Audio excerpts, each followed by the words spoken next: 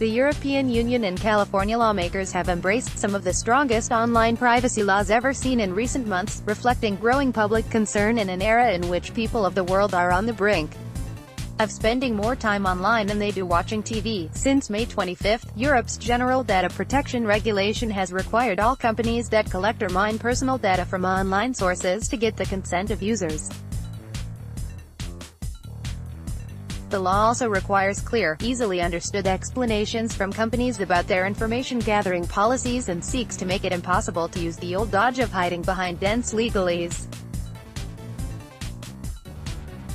The California Consumer Privacy Act, which was signed into law on June 28 and takes effect in 2020, gives state consumers similar protections.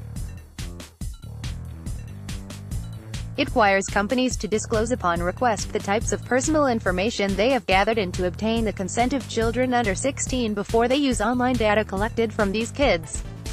Individuals can sue companies for up to $750 if there is a breach of their unencrypted personal information.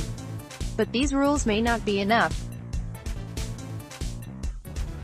That's because even as regulators get new tools to combat the intrusive policies of tech giants, fresh examples of their untrustworthiness keep emerging, especially with Facebook. Here are three of many examples. The Washington Post reported July 2 that the Securities and Exchange Commission, the FBI and the Federal Trade Commission were now all part of a broadening investigation into Facebook's sharing of the personal data of 71 million Americans with the Cambridge Analytica political consulting firm.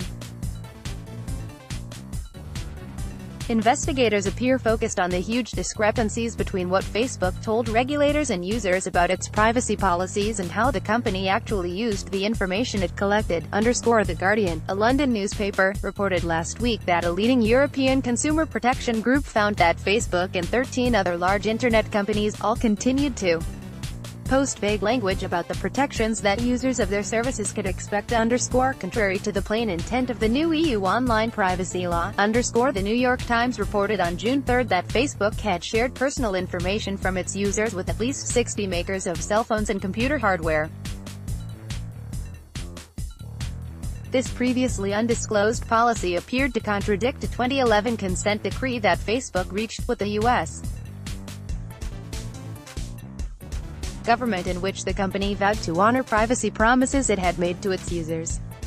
It also led Germany's top privacy regulator to blast Facebook for breaking its commitments with an unprecedented violation of privacy laws and user trust. Against this backdrop, the TV adds that Facebook has been running since April that vaguely apologize for the company losing its way seem laughable in their insincerity.